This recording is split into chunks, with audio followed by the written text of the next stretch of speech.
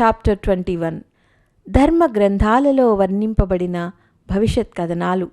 ధర్మ గ్రంథాలను అపౌరుషేయాలు అంటారు. వీటిని ఈశ్వరీయవాణిగా కొలుస్తారు. దివ్యద్రష్టలు, భవిష్యద్వక్తల వలె వీటిలో కూడా రానున్న సమయం గురించి చాలా చెప్పబడింది. వారంతా 20వ శతాబ్దం యొక్క అంతము, 21వ శతాబ్దం యొక్క ప్రారంభము, 2 యుగసంధుల వలె ఏర్పడి రానున్న యుగము మానవజాతికి ఉజ్వల భవిష్యత్తుగా రూపొందుతున్న విషయములో ఏకాభిప్రాయంతో ఉన్నారు. ఈ సందర్భములో విభిన్న ధర్మ గ్రంథాలు ఈ విధంగా చెప్తున్నాయి. శ్రీమద్ భాగవతము. కలియుగము యొక్క అంతము దగ్గరలోనే ఉన్నది. ఈ కాలము యుగసంధి కాలము. అంతేకాక భాగవతం యొక్క 12వ స్కందము యొక్క 2వ, 3వ అధ్యాయాలలో కలియుగము, దాని ముందు, దాని తర్వాత కాలముల లక్షణాలను విస్తారంగా వర్ణించారు. ఏ విధంగా మధ్యయుగము తర్వాత అశ్రద్ధ పెరిగి సంస్కార శూన్యత ఏర్పడి ఆచార విచారాలు ఎలా భ్రష్టుపట్టాయో మొదటి అధ్యాయాలలో వర్ణించబడ్డాయి. 2వ అధ్యాయములో కలికాలాన్ని విశ్లేషిస్తూ సుఖమహర్షి కొత్త కొత్త రోగాలు ఆవిర్భవించుట, సాంప్రదాయవాదము పెరుగుట, వ్యక్తుల మధ్య పరస్పరము అసహనము పెరుగుట ఈ కాలము యొక్క ముఖ్య లక్షణాలుగా తెలిపారు. ఈనాడు మనందరము ఇవన్నీ చూస్తున్నాం కదా. సత్యయుగం గురించి తెలుపుతూ కలియుగాంతములో నిష్కళంక సత్తా యొక్క అవతరణ వల్ల సద్భావనలు, సాత్వికత సర్వదా అభివృద్ధి చెందుతాయి అని తెలిపాడు. వాల్మీకి రామాయణము యుద్ధకాండలో 95వ శ్లోకము నుండి 160వ శ్లోకం వరకు సత్యయుగ వాతావరణ సునిశ్చితమని తెలుపుతూ ఆ కాలములో లోకుల వ్యవహారము, దృష్టికోణము, పరిస్థితుల గురించి వర్ణింపబడి ఉన్నది. హరివంశ పురాణము ఇందు భవిష్యత్ పర్వములో కలియుగమునకు ముందు సంధికాలం సమాప్తమగుటకు ఈ కాలమే సరైన సమయంగా చెప్పబడింది. మహాభారతం. మహాభారతము యొక్క వనపర్వములో ఒక యుగము సమాప్తమై 2వది ప్రారంభించబడే ముందు ప్రపంచంలో అనేక రకాల ఉత్పాతాలు జరుగుతాయని చెప్పబడింది. చంద్రుడు, సూర్యుడు, బృహస్పతి, పుష్యమి నక్షత్రాలు ఒకే రాశిలో కలిసినప్పుడు సత్యయుగము యొక్క శుభారంభము జరిగి సుఖద భవిష్యత్తు రూపొందుతుంది. ఓల్డ్ టెస్టిమెంట్లోని డేనియల్ మరియు రెవల్యూషన్ అధ్యాయములలో 20వ శతాబ్దపు సమాప్తి నుండి నూతన యుగము వస్తుందని, దాని యందు ప్రాకృతిక విపత్తులు మరియు మానవుల మధ్య అవగాహన రాహిత్యము చరమోత్కర్షకు చేరుకుంటుందని చెప్పబడి ఉన్నది. 7 టైమ్స్లో వర్ణించబడిన ఈ భవిష్యత్ కథనాలను విశేషజ్ఞులైన పూర్వతత్వవేత్తలు మరియు హిబ్రూ భాషా విశారదులైన డాక్టర్ విలియం ఆల్బ్రైట్ మరియు జేమ్స్ గ్రాంట్లు విశ్లేషించి ఇవి సరిగ్గా 1980-2000 మధ్యకాలంలో జరుగుతాయని చెప్పారు. ఈ భవిష్యత్ కథనాలలో 21వ శతాబ్దపు చివరలో స్వర్ణయుగ స్థాపన కూడా జరుగుతుందని చెప్పబడి ఉన్నది. నోస్ట్రడామస్ యొక్క భవిష్యద్వాణలో ఇవి పూర్తిగా ఏకీభవిస్తాయి. ఇస్లాం ధర్మము. ఈ ధర్మములో కూడా 14వ శతాబ్దపు అత్యంత కష్టకాలముగా చెప్పబడింది. ఇవి కూడా నేటి పరిస్థితులకు పూర్తిగా సరిపోతాయి. ఖురాన్ సారము అనే పుస్తకములో వినోబా ప్రళయము తర్వాత పృథ్వీ మీద ఎల్లప్పుడూ పగలే ఉంటుందని, రాత్రిపూట చీకట్లు ఆవరించినవని రాస్తారు. వీరి ప్రకారము ఈ దివ్య ప్రకాశముతో విశ్వాత్మకు అద్భుత శాంతి లభిస్తుంది. ఇస్లాం భవిష్యకి ఆశ అనే పుస్తకములో శ్రీ సయ్యద్ కుల్ ఇలా అంటున్నారు. 21వ శతాబ్దపు ప్రారంభంలో విజ్ఞానము, ధర్మముల మధ్య అద్భుత సమన్వయము జరుగుతుంది. డాక్టర్ కైరేల్ రాసిన అజ్ఞాత మానవుడి గురించి ఉటంకిస్తూ రానున్న కాలంలో విద్యా ప్రణాళిక పూర్తిగా మారిపోతుందని, భావ ప్రధానమైన విద్య ఏర్పడుతుందని చెప్పారు. ఈ శిక్షణ వలన ఆధ్యాత్మిక వాతావరణం ఏర్పడి కొత్త మానవజాతిగా పృథ్వీపైన మహానుభావుల ప్రాదుర్భావము ఏర్పడి తద్వారా సర్వత్రా ఏకత మరియు సమతల రాజ్యము స్థాపించబడుతుంది. ఈ విధంగా దివ్య దృష్టి గల మహామానవులే కాక విభిన్న ధర్మ గ్రంథములు కూడా ఒకే తథ్యాన్ని సూచిస్తున్నాయి. అవేమిటంటే నవయుగము యొక్క అరుణోదయ సమయము ఆసన్నమైనది. ఇప్పుడు సమయ ప్రవాహానికి అనుగుణ్యంగా వ్యక్తి తన ఆలోచనలను మార్చుకోవాలి. లేకపోతే పరబ్రహ్మ చేతనా సత్తా యొక్క దండ వ్యవస్థ అతనిని దారిలోకి తెచ్చుకోగలదు. అది అలా చేస్తుంది కూడా. చాప్టర్ 22 ఉజ్వల భవిష్య సంరచన కొరకు సంకల్పిత ప్రయత్నాలు. అవాంఛనీయతలను తొలగించి వాంఛిత వికాసము కొరకు రాజనీతిక, ఆర్థిక, సామాజిక సంస్థల ప్రయత్నము జరిగి తీరవలసినదే. కానీ ఒక విషయం మర్చిపోకూడదు. ఇటువంటి ప్రయత్నాలలో అదృశ్య జగత్తు యొక్క పాత్ర కూడా చాలా మహత్వపూర్ణమైనది. నీటి ప్రవాహంతో పాటు చిన్ని చిన్ని పుల్లలు తన అనుగుణ్యంగా ప్రవహిస్తాయి. గాలివాటంతో నడిచేవారు తక్కువ శక్తిని ఉపయోగించి తీవ్రగతిని పొందగలరు. ఇందువల్లనే మహత్వపూర్ణ కార్యముల శుభారంభము దైవీ ఆవాహనతో పాటు అదృశ్య శక్తుల సాక్షిగా చేయబడతాయి. ఈ రోజులలో ప్రగతి పేరు మీద స్వచ్ఛందంగా చేయబడుతున్న అనేక అవాంఛనీయతల, దుష్ప్రవృత్తుల నిర్మూలన జరగవలసి ఉన్నది. వాటి బదులు సత్ప్రవృత్తుల సంస్థాపన కూడా జరగాలి. ఈ రెండు గొప్ప మార్పులకు ప్రత్యక్ష పురుషార్థముతో పాటు అదృశ్య సంకల్పము, సాహసము, ముందు చూపుతో కూడిన కుశలత కూడా కలిసి ఉండాలి. ఇదే ఈ రోజుల యొక్క ఆవశ్యకత. ఏ విధమైన ఆలస్యము, అసాధారణమైన అడ్డంకులు లేకుండా విశ్వవ్యాప్తంగా సంఘర్షణతో కూడిన పరివర్తన ఈ రెండింటి ఆధారంగానే జరుగుతుంది. కాలము ప్రచండమైన వేగాన్ని సంతరించుకున్నది. వేలాది సంవత్సరాలలో జరగనటువంటి పనులు ఈనాడు కొన్ని దశాబ్దాలలోనే జరిగిపోతున్నాయి. 100 సంవత్సరాల క్రిందట ఉన్న వ్యక్తి ఈరోజు వాతావరణాన్ని అప్పటి పరిస్థితుల్లో పోల్చి చూస్తే ఒక అద్భుత లోకానికి వచ్చానా అని అనుకుంటాడు. ఇది యుగ పరివర్తన గతిలో అసాధారణ వేగము వచ్చినది అన్నదానికి ప్రతీక. రాబోయే రోజులలో ఈ ప్రవాహము ఇంకా ఎక్కువ వేగము పుంజుకొని క్రిందటి శతాబ్దులలో వచ్చిన మార్పుల కంటే రానున్న 21వ శతాబ్దిలో ఇంకా ఎక్కువ చమత్కారాలు అసాధారణ రీతిలో జరుగుతాయి. అందువల్ల ఈ 21వ శతాబ్దిలో పతనము దిశగా సాగిపోతున్న ప్రవాహం ఆగి ఉజ్వల భవిష్య నిర్మాణ కార్యక్రమము తీవ్ర వేగముతో జరుగుతుంది అని ప్రజాభిప్రాయము ఏర్పడింది. ఇది మహాకాలుని ప్రేరణ, ఈశ్వరేచ్ఛ, కాలము యొక్క కోరిక. దీనినే యుగధర్మము యొక్క పాంచజన్య శంఖారావము అనవచ్చు. దీనితో ప్రచండమైన మానవీయ పురుషార్థము పెళ్ళుబుకుతుంది. గుర్తుంచుకోవలసింది ఏమిటంటే దీని వెనకాతల నియంత యొక్క ప్రచండమైన ప్రేరణ మరియు సునిశ్చిత ప్రణాళిక పనిచేస్తుంది. మానవుడు స్వయంగా అల్పుడు. కానీ ఈశ్వరేచ్ఛను పాటించినప్పుడు హనుమంతుడు, అంగదుడు, నలుడు, నీలుడు మరియు భీమార్జునుల లాంటి పాత్రలు నిర్వహిస్తూ సర్వత్రా ఆశ్చర్యజనకమైన సాఫల్యాలు పొందుతూ కనిపిస్తాడు. గీతాకారుడు అర్జునునితో ఇలా చెప్పాడు: కౌరవ సమూహమును నియతి ఎప్పుడో చంపేసింది. రాజ్య సుఖము, అక్షయ యశస్సు పొందటానికి ఎందుకు వెనుకాడుతున్నావు? సదవకాశము లభించినప్పుడు దానిని ఉపయోగించుకునే తెలివితాటలు ఎందుకు ఉపయోగించవు? ఇటువంటి ప్రచండ ప్రేరణలు అనేకులకు లభిస్తాయి.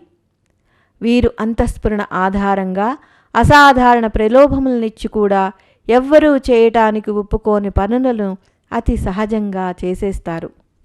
ఈ 12 సంవత్సరాలు గడిచే లోపల ఉజ్వల భవిష్యత్తు అనే ఆకాశము నుండి వర్షించుచున్న మేఘమాలికలు అందరినీ ఆశ్చర్యపరిచే పరిస్థితులు, వనరులు సమకూరుతాయి.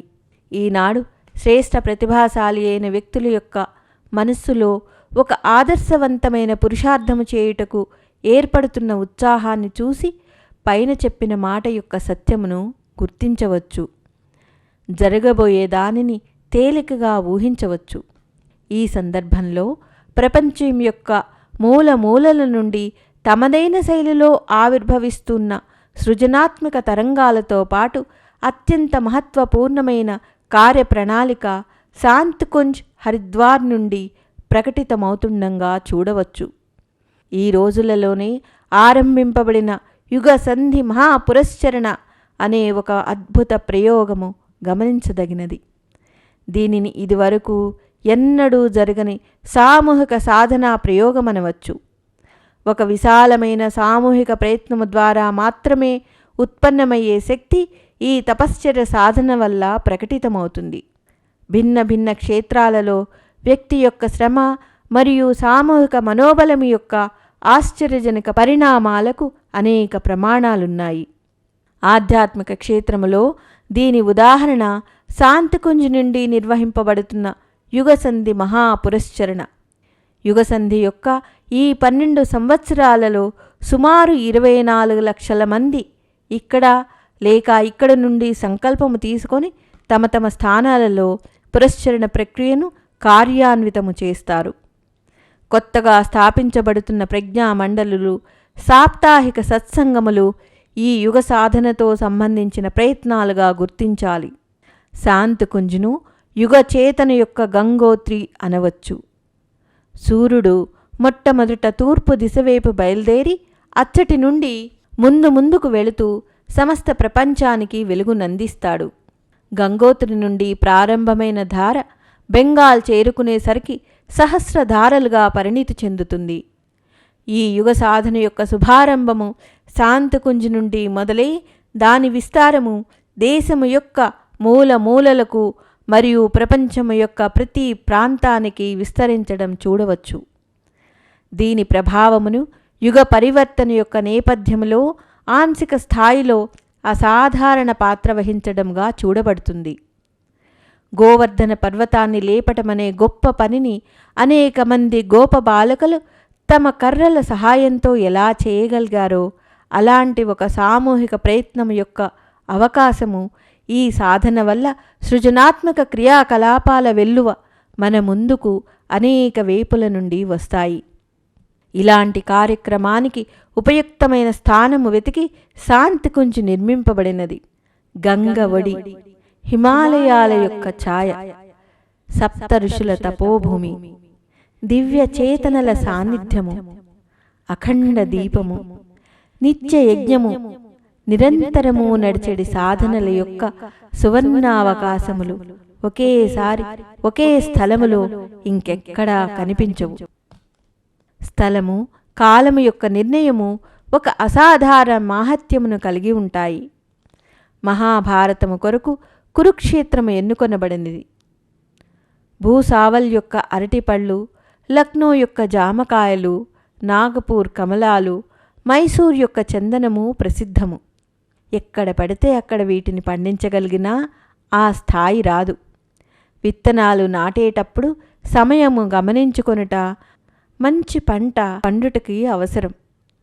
వర్షాకాలము, వసంత ఋతువులకు అసాధారణ దృశ్యములున్న ఉత్పన్నము చేయుటకు తమ కాలావధులున్నాయి. ఈ ఋతువుల యొక్క విశేషతలు అన్ని కాలాలలో చూడలేము. శానిటోరియములు, తగిన గాలి, నీరు ఉండే స్థలము వాతావరణములోనే నిర్మింపబడతాయి. బ్రహ్మాండమును అధ్యయనము చేయుటకు కోణార్క్లోని సూర్య దేవాలయము వంటి స్థలము చాలా జాగ్రత్తగా ఎన్నుకోబడింది. అక్కడికి ప్రపంచంలోని వైజ్ఞానికులందరూ సూర్యగ్రహణములను గురించి అన్వేషించుటకు, పరీక్షించుటకు వస్తూ ఉంటారు. ఇదే విధంగా ప్రపంచములోని అనేక స్థలాలు వాటి విశిష్టత వల్ల ప్రసిద్ధి పొందాయి. తపస్సు చేయుటకు అనాదిగా హిమాలయ క్షేత్రము ఉపయుక్త స్థలముగా గుర్తింపబడినది. శాంతికుంజ్ నిర్మించబడిన స్థలము కూడా అనేక సూక్ష్మ పరీక్షల తర్వాత ఎన్నుకోబడింది. ఇక్కడకు వచ్చిన ప్రతి ఒక్కరూ తమ తమ పాత్రత మరియు అవసరములకు అనుగుణ్యంగా శక్తి, సాహసము, ప్రకాశము, ప్రేరణ పొంది తిరిగి వెళతారు. ఈ ఆధారములతో ఒక అదృశ్య ప్రేరణ యొక్క సంకేతం మీద శాంతికుంజ్ చేతన యొక్క ఉద్గమ కేంద్రంగా నిర్మించబడినది. దీనిని యుగచేతన యొక్క గంగోత్రిగా గుర్తించి దాని యొక్క విశ్వవిస్తరణ ప్రక్రియ జరుగుచున్నది. దివ్యచేతన లోక కళ్యాణం కొరకు అత్యవసర వ్యవస్థను ఏర్పరిచినప్పుడు సామాన్య సామర్థ్యము గల వ్యక్తుల ద్వారా కూడా అసాధారణ కార్యములు జరగట గమనిస్తాము. యుగచేతనకు అనుగుణ్యముగా సంకల్పిత ప్రయత్నాలు చేసే వ్యక్తులకు శక్తి సామర్థ్యముల అదృశ్యధారలు వాటంతటవే జోడింపబడతాయి. గద్ద, ఉడుత, కోతులు, ఎలుగుబంట్లు మొదలగువానికి ఇదే విధంగా జరిగింది. గోపబాలకులు, పాండవులు కూడా ఇటువంటి ప్రవాహంతోనే జోడింపబడ్డారు. బుద్ధుని యొక్క పరివ్రాజకుల నుండి గాంధీగారి సత్యాగ్రహాల వరకు ఈ సిద్ధాంతము వర్తిస్తుంది. వారి సామర్థ్యములు సామాన్యమైనవి, కానీ వారి నిష్టలు అసామాన్యమైనవి. నిష్ట ఆధారంగా దివ్యచేతనత్వము వారిని తన మాధ్యమంగా ఏర్పరచుకొని లోక కళ్యాణము కొరకు అసాధారణ పనులను చేయిస్తుంది. శాంతికుంజ్ కూడా ఇటువంటి శ్రేయ సౌభాగ్యములు లభించాయి. చాప్టర్ 23 విచారక్రాంతి యొక్క చిన్న నమూనా.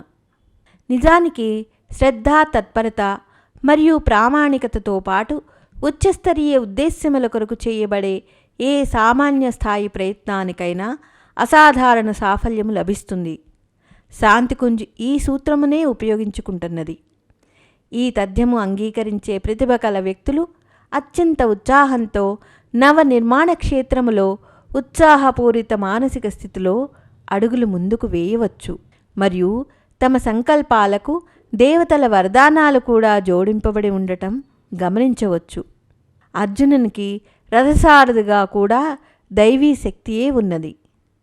శాంతికుంజ్ సూత్ర సంచాలకులు కూడా పరోక్ష సత్తా యొక్క ప్రతినిధిగా తాను పొందిన సంకేతముల ఆధారంగానే ఈ వనరులన్నీ కూడబెట్టారు. భవ్య భవనము నిర్మించదలుచుకున్నప్పుడు ముందు అతి చిన్న పరిమాణములో దాని నమూనా ఒకటి తయారు చేయబడుతుంది. తాజ్మహల్ మొదలగు వాటి చిన్న నమూనాలు వీధులలో విక్రయిస్తున్నారు. పెద్ద పెద్ద ఆనకట్టలు, పెద్ద పెద్ద పరియోజనలు, మల్టీ స్టోరీడ్ బిల్డింగ్స్ నిర్మించే ముందు ఆర్కిటెక్ట్ ముందు నమూనాలను ఏర్పరచుకొని ఆ తర్వాత భిన్న భిన్న చరణాలలో దానికి సాకార రూపాన్నిస్తాడు. శాంతికుంజ్ 21వ శతాబ్దంలో రానున్న ఉజ్వల భవిష్యత్తుకు ప్రతీకగా తనకు తాను ఒక చిన్న నమూనాగా ప్రపంచానికి అందచేసుకుంటున్నది. ఈ నమూనా యుగమునకు కాలానుగుణ్యముగా తగిన అవసరాలను అందచేయటానికి యుగ మనీషి ద్వారా చేయించబడే 3 మహత్వపూర్ణమైన ప్రయత్నాలను అనివార్యముగా పొందుపరిచాము. 1. యుగ చేతనను జనమానస అంతరాళాలలోకి తీసుకువెళ్లగలిగే మహాప్రజ్ఞ గురించిన రచనలు. 2. జనమానసాన్ని కుదిపివేస్తూ తల్లకిందులుగా ప్రవహిస్తున్న నేటి ఆలోచన స్రవంతిని ప్రవహింపజేసే సామర్థ్యం గల పరిష్కరింపబడిన వాక్కు. 3. తమ ప్రతిభను, ప్రఖరతను మరియు ప్రామాణికతను అడుగు అడుగునా నిరూపించగలిగే సమగ్ర అగ్రదూతల పరివారమును తయారు చేయట. ఎప్పుడూ పైన చెప్పబడిన 3 యుగక్రాంతులు తమ సమర్థవంతమైన పాత్రను పోషిస్తాయి. అనీతి, అనాచారాలను ఆదర్శవాద ప్రవాహముగా పరివర్తన చేయగలిగే గొప్ప కాయకల్పము ఈ 3 అమోఘ శక్తుల ద్వారానే సంపన్నమవుతుంది. నేటి పరిస్థితుల్లో ఇది సంభవమేనా? సహజంగానే దీనిని విశ్వసించలేము. ఎందువల్లనంటే ఈనాటి ఆదర్శములు కేవలము చెప్పేవి వినేవిగా మాత్రమే మిగిలిపోయాయి. దాన్ని నిత్య జీవితంలో ఆచరించచ్చు అనే విశ్వాసము కుదరటం లేదు. అందువల్ల ఈ మహా ప్రయోజనమును పూర్తి చేయుట కొరకు మరియు ఒక విశాల పరికరమును నిర్మించుట కొరకు ప్రజ్ఞా అభియాన్ యొక్క రూపురేఖలు, వాటిని వ్యావహారిక క్రియాన్వయము ఎలా చేయాలో తెలుపుటకు ఒక విశ్వసనీయమైన, చిన్న, ఆదర్శవంతమైన మరియు కావలసిన నిష్పత్తిలో ఉన్న నమూనా శాంతికుంజ్ రూపంలో నిర్మించబడినది. దీనిని చూసి అర్థము చేసుకుంటే భవిష్యత్ ఎలా మారుతుంది అన్నదాన్ని గురించి ఒక సవ్యమైన అవగాహన చేసుకోగలుగుతారు. నూతన శతాబ్దం ఎలా నిర్మించబడుతుందో తెలుస్తుంది. అన్ని వైపులా కలిగి చూస్తే సహజముగా సామాన్య జనులకు వాడుకలోనున్న దానిని అనుకరించడము సులభము అని తెలుస్తుంది. అది బుద్ధి సంగతము కాకపోయినా, సమయానుకూలమైనవి కాకపోయినా, ఉపయోగపడేవి కాకపోయినా ప్రజలు వాటిని పట్టుకుని వేళ్లాడుతూ ఉంటారు. నూతన విధి విధానాలు ఎంత చెప్పినా అవి అత్యంత ఉపయోగకరములైనప్పటికీ వారికి మింగుడు పడదు. చేదుగా ఉన్న ఔషధము రోగాన్ని తగ్గిస్తుందని తెలిసినా దానిని సేవిస్తున్నప్పుడు ముఖమును వికారంగా పెడతారు కదా. ఖాదీ వస్త్రాలు ధరించడము యొక్క తత్వజ్ఞానము ప్రజలకు హృదయంలో నిలిచి ఉన్నంత వరకు దానిని వాడారు. ఇప్పుడు దాని పట్ల ఉదాసీన వైఖరే ఉన్నది కదా. విచారక్రాంతి పాత ఆలోచన సరళకి స్వస్తి చెప్పి ఉపయోగకరమైన కొత్త ఆలోచన విధానములను అవలంబించండి అని చెప్తోంది. కానీ ప్రాచీన పద్ధతులను సమర్థిస్తూ మన పూర్వజులను అనుసరిస్తామనే వేలాది అర్ధరహితమైన తర్కములు ఇవ్వబడుతున్నాయి. అటువంటప్పుడు అత్యంత సమయానుకూలమైన మరియు అత్యంత ఆవశ్యకమైన ఈ ప్రయత్నాలు ప్రజలందరి ద్వారా ఒప్పించబడాలంటే కొన్ని పెద్దవైన కఠినమైన ప్రయత్నాలను రాబోయే రోజుల్లో చేయవలసి ఉంటుంది. ఈ సందర్భంలో రచనలు, ఉపన్యాసములు, ట్రైనింగ్ క్యాంపులు నిర్వహించుట, నిత్య జీవితంలో ఈ నూతన ఆలోచనలను ఆచరణలో పెట్టుటతో పాటు అత్యంత ముఖ్యమైనది ఏమిటంటే ఈ ఆదర్శవాద ప్రతిపాదనలను ఎవరైతే చెప్పింది ఆచరిస్తున్నారో వారే చెప్పాలి. ఎవరి ప్రామాణికత, ప్రఖరతల గురించి మనము వేలెత్తి చూపించలేమో వారే చెప్పాలి. ఈ వనరులన్నింటినీ ఏకత్రితము చేసినప్పుడే విచారక్రాంతి గతి చక్రము ముందుకు వెళ్ళగలదు. అది అతి చిన్న స్వరూపములో మెల్లమెల్లగా అయినా సరే. యుగక్రాంతి కొరకు రకరకాల భ్రాంతుల మీద అన్ని దిశల నుంచి దెబ్బకొట్టే ప్రతిపాదనలు ప్రస్తుతము చేయుటయే కాక వాటి స్థానములో స్థాపించవలసిన వివేకపూరిత ఆలోచనలకు తథ్య ప్రమాణ ఉదాహరణలతో పాటు భావ సంవేదనలను స్పష్టముగా తెలిపే శైలిలో ప్రభావము చూపించగలిగే రచనలు చేయవలసి ఉన్నది. వాటిని ప్రచురించుటకు మిషనరీ స్థాయిలో ఒక వ్యవస్థను కూడా నిర్మించవలసి ఉంటుంది. సామాన్యంగా ప్రజలు తేలికైన మనోరంజకమైన సాహిత్యాన్నే చదువుతారు. అటువంటి సాహిత్యాన్నే ప్రకాశకులు ప్రచురిస్తారు. లోకోపయోగకరమైన సాహిత్యమును ప్రచురించుట మరియు వ్యక్తికి దానిని అందించటం అవసరం. అంతేకాక విద్యావంతుడైన ప్రతి వ్యక్తి చేత సాహిత్యాన్ని తప్పనిసరిగా చదివించే వ్యవస్థను కూడా స్థాపించవలసి ఉన్నది. సాధనములు లేని పరిస్థితుల్లో పెద్ద ప్రయత్నాలకు వనరులను పోగు చేసుకోలేము. యాచించి అర్థ సంగ్రహము చేయటం కంటే సూత్ర సంచాలకులు అవసరాన్ని తన కాళ్ల మీదే నిలబడి ప్రజల్లోకి వెళ్ళగలిగేటట్లు చేయటము మంచిది అని అనుకున్నారు. అప్పుడు ప్రజల ముందు దీనిని పెట్టగలిగే స్థాయి కూడా సహజముగానే సమీక్షింపబడుతుంది. ఇప్పటి నుండి 50 సంవత్సరాల క్రిందట ఈ ప్రయోజనమును ఆశించి హిందీ అఖండ జ్యోతి ప్రచురణ మొదలుపెట్టాము. ఈ మాసపత్రిక యొక్క ప్రేరణ నిరంతరము నాకు దుర్గమ హిమాలయ క్షేత్రముల నుండి లభించుటయే కాక నా చింతన చేతనల నవనీతము కూడా. మొదట్లో 500 ప్రతులు మాత్రమే అచ్చువేశాము. స్వయం సేవకుల వలె ఇంటింటికి వెళ్ళి పంచే క్రమము ఏర్పరచుకున్నాము. ఇప్పుడు 500 రెట్లు అనగా 2.5 లక్షల కంటే ఎక్కువ సంఖ్యలో ముద్రింపబడుచున్నది. క్రమక్రమంగా ఈ సంఖ్య పెరుగుతూ ఏప్రిల్ నాటికి అఖండ జ్యోతి చందాదారుల సంఖ్య 3 లక్షలకు చేరుకుంది.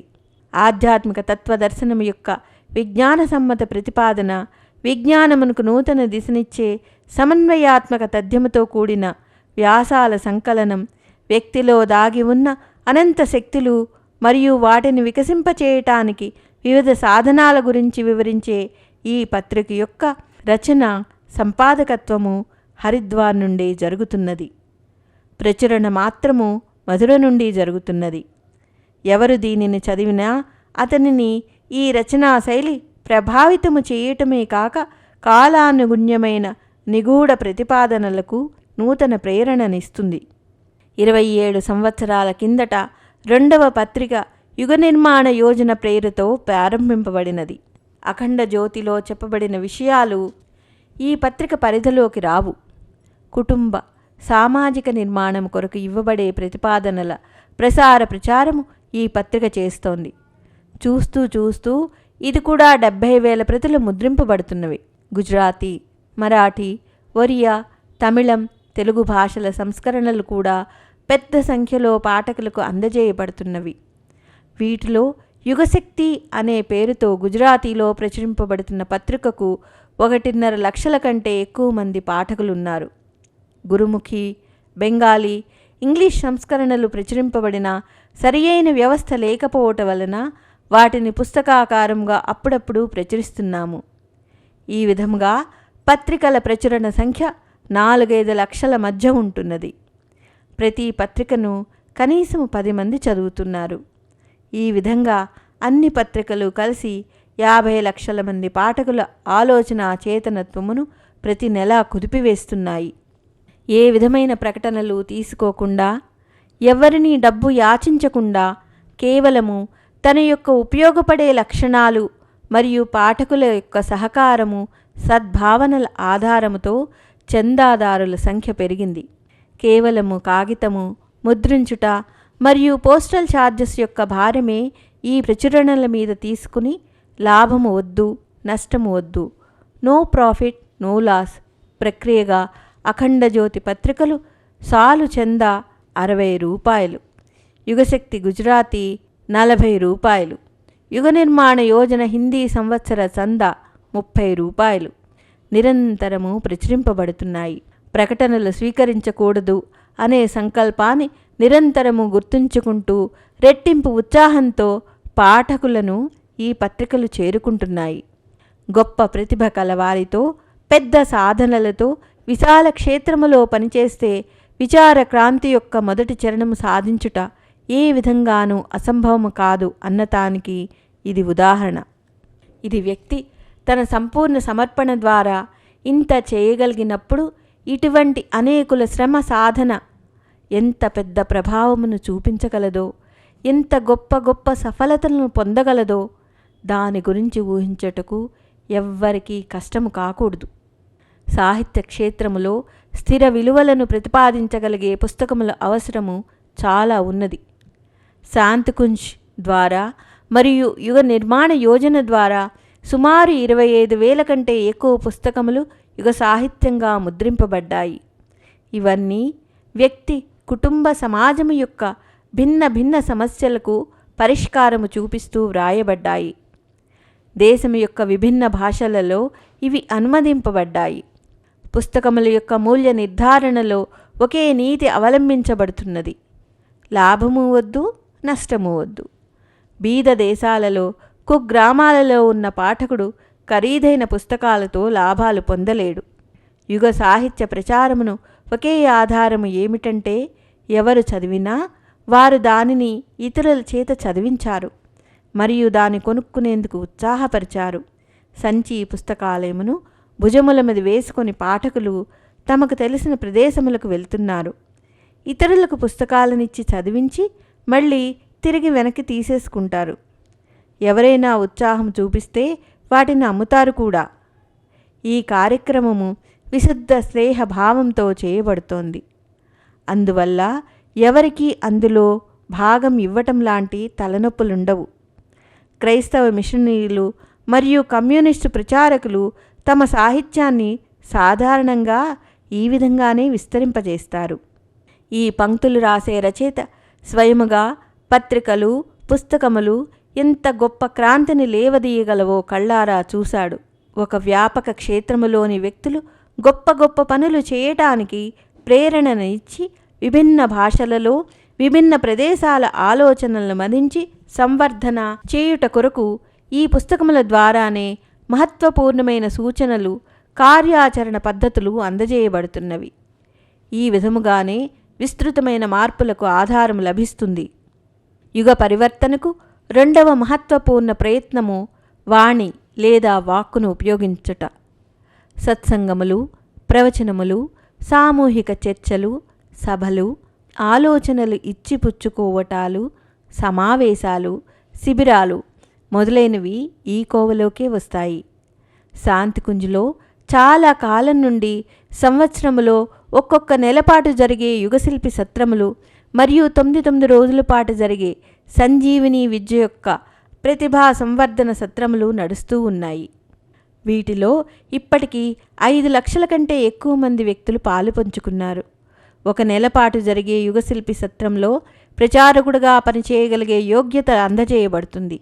తేలికైన సంగీతమును సులభంగా నేర్చుకునే సంగీత వాయిద్యములు, కథలు, ప్రవచనాలు, స్లైడ్స్, ప్రొజెక్టర్, వీడియో మొదలగు వాటి ద్వారా ఆదర్శవంతమైన క్రియాకలాపాలను వివరించుట, గోడల మీద ఆదర్శవాక్యాలు రాయించుట, స్టిక్కర్స్ పంచిపెట్టుట, దీపయజ్ఞముల ద్వారా స్వల్ప వ్యయముతో పెద్ద మరియు ప్రభావశీలి కార్యక్రమముల విధి వ్యవస్థలను, పరంపరలను ఏర్పరచుట నేర్పబడుతుంది.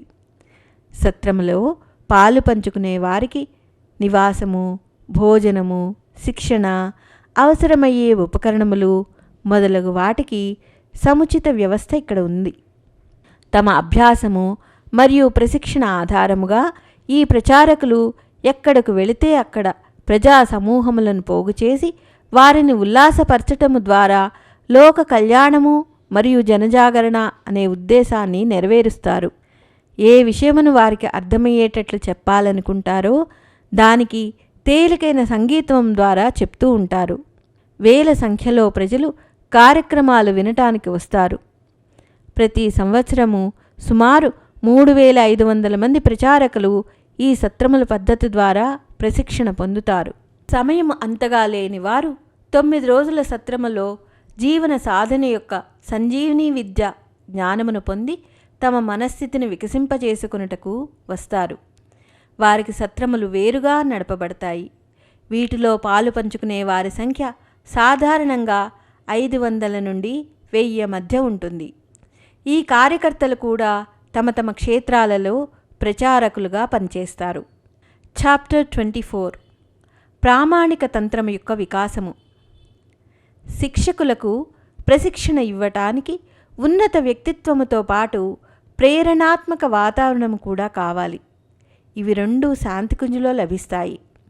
శాంతికుంజులో సుమారు 500 మంది వ్యక్తుల స్థిర నివాసము ఉంటున్నారు. ఇందులో చాలామంది గ్రాడ్యుయేట్స్, పోస్ట్ గ్రాడ్యుయేట్ స్థాయి వ్యక్తులు. పెద్ద పెద్ద ఉద్యోగాలను వదులుకొని సూత్ర సంచాలకుని ఉదాహరణగా తీసుకొని యుగ సృజనశిల్పి సంబంధిత సేవా కార్యక్రమాలకు సమర్పిత భావంతో వచ్చారు. శరీర నిర్వహణ కొరకు బ్రాహ్మణోచిత సాధనా సామగ్రితో గడుపుకుంటూ ఉత్సాహంగా 12 గంటలు పనిచేస్తారు. వీరిలో చాలామంది తమ సొంత ఖర్చులతోనే తమ అవసరాలను గడుపుకుంటున్నారు. వీరు ఆశ్రమం నుండి ఏమి ఆశించరు, తీసుకోరు. ఇది ఒక అపూర్వమైన, అరుదైన గొప్ప ఉదాహరణ. పనిచేయగలిగే భావనాశీలురైన కార్యకర్తల యొక్క అభావము సర్వత్రా ఉంది. కానీ శాంతికుంజుకు వీరు అనాయాసంగానే లభిస్తూ వస్తూ ఉన్నారు. MD, MS, MTech, IBM, BIMS, MSc, PhD, LLM స్థాయి గల అనేక కార్యకర్తలున్నారు. శాంతికుంజు సంచాలకుని వ్యక్తిత్వాన్ని ఎవరైతే దగ్గర నుండి అన్ని రకాలుగా పరీక్షించి చూశారో వారి మనస్సులలో ఇటువంటి వాతావరణంలో జీవించి ఇటువంటి కార్యప్రణాళిక పాటించి ధన్యులవ్వాలనిపిస్తుంది. ఈ కార్యకర్తల ద్వారా నిర్మించబడిన వాతావరణం యొక్క ప్రభావంతో శిబిరానికి వచ్చిన వాళ్ళు జీవితములలో కాయకల్పం లాంటి స్థితి పొంది తిరిగి వెళ్తారు. ప్రతిభ, ప్రఖరత మరియు ప్రామాణికత యొక్క గీటురాయి ద్వారా పరీక్షింపబడిన పూర్తి సమర్పణ చేసుకున్న ప్రతిభల యొక్క సమూహమే ఈ సంస్థ యొక్క వెన్నెముక. గ్రామ గ్రామములో నవయుగము యొక్క జ్యోతిని వెలిగించేందుకు వెళ్ళటానికి 4 పాడగలిగేవారు ఒక వ్యక్తి ఈ విధంగా 5 కలిసి ఒక మండలిగా ఏర్పడి నిరంతరం కార్యక్షేత్రాల్లో తిరుగుతూ ఉంటారు. వీరి కొరకు వాహన సౌకర్యం కూడా ఉన్నది. సంవత్సరంలో సుమారు 1500 సమ్మేళనాలు జరుగుతాయి. వీటిలో దీపయజ్ఞములే కాక వార్షికోత్సవాలు కూడా ఉంటాయి. వీటి కొరకు ప్రజ్ఞా సంస్థాన్ అనే పేరుతో భవనాలు కూడా నిర్మింపబడి ఉన్నవి. భారతదేశంలో ఇవి సుమారు 3,000 కంటే ఎక్కువ ఉన్నాయి. మిగతా అనేక స్థానాలలో సక్రియ కార్యకర్తలు నిర్వహించే శాఖలు కూడా ఉన్నాయి. ఈ కార్యక్రమాలలో పాల్గొనుటకు ఒక దక్షిణ ఇవ్వవలసి ఉంటుంది. అది ఒక దుష్ప్రవృత్తిని వదిలిపెట్టి ఒక సత్ప్రవృత్తిని అలవర్చుకొనుట.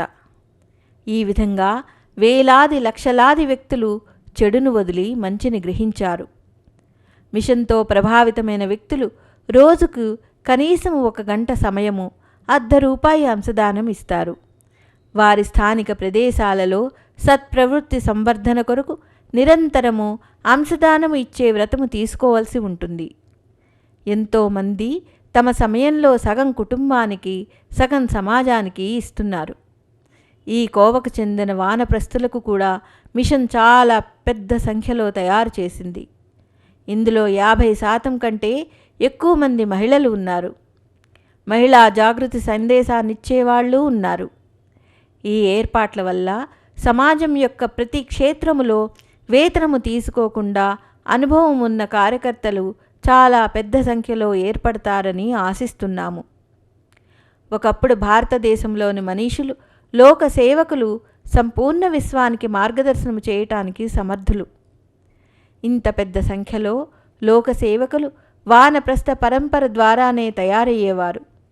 తమ బాధ్యతలను తగ్గించుకొని పూర్తి సమయాన్ని లేక కొంతకాలాన్ని వెచ్చించి వారు లోక కళ్యాణ సాధన చేసేవారు. దేవ మానవులను తయారు చేసే ఈ పరంపర మరల జాగృతమవ్వాలి. శాంతికుంజ్లో ఆర్థిక స్వావలంబన కొరకు కుటీర పరిశ్రమ ప్రశిక్షణ విశేషణ వ్యవస్థ ఉన్నది. దాని ద్వారా మహిళలు తాము సంపాదించిన దానితో సంపూర్ణ పరివారానికి ఎంత సహాయపడగలరంటే, కుటుంబంలో ఒక వ్యక్తి నిరంతరము సమాజ నిర్మాణ కార్యాలలో నిమగ్నమై ఉండవచ్చు. పై పంక్తులలో క్లుప్తంగా అనేకులకు ప్రేరణ ఇచ్చిన విధానాలు వివరింపబడ్డాయి. సంత్ వినోబా ఏమనేవారంటే, ఏదైనా ఒక సంస్థ విలువ ప్రజలు దాని క్రియాకలాపాలకు సహకారం ఇస్తున్నంత వరకు మాత్రమే ఉంటుంది. ప్రజల సహకారం ఆగిపోయిందంటే అక్కడ లోక సేవకుల భావనలో లేక శ్రమశీలతలో ఎక్కడో లోటు ఉన్నది అని అర్థము. అటువంటప్పుడు ఆ సంస్థని మూసివేయడమే మంచిది. శాంతికుంజ్ మొదటి నుండి ఈ గీటు రాయి మీదే నిలబడి ఉన్నది. ఇక్కడ జరుగుతున్న గతివిధులను అంచనా చేసి ఇటువంటి సంస్థకు ఏదైనా ఇవ్వాలని అనిపించి అడగకుండానే స్వేచ్ఛగా ఇచ్చిన అనుదానాల ఆధారంగానే ఇంతవరకు శాంతికుంజ్ ప్రగతి సాధించింది. ఇక ముందు కూడా ఈ ఆధారంగానే ఇది పెరుగుతుంది. చిన్న నమూనా అయినా శాంతికుంజ్ గురించి ఇక్కడ ఎందుకు చెప్తున్నామంటే, ప్రతి క్షేత్రంలో ప్రతిభ కలవారు తాము చేయగలిగే కార్యక్రమాలను నిర్ణయించుకొని యుగ సృజన యొక్క ఆవశ్యకతలను పూర్తి చేసి నవసృజన యొక్క ఆధారస్థిల స్థాపించుటకు మహత్వపూర్ణమైన అడుగులు వెయ్యండి.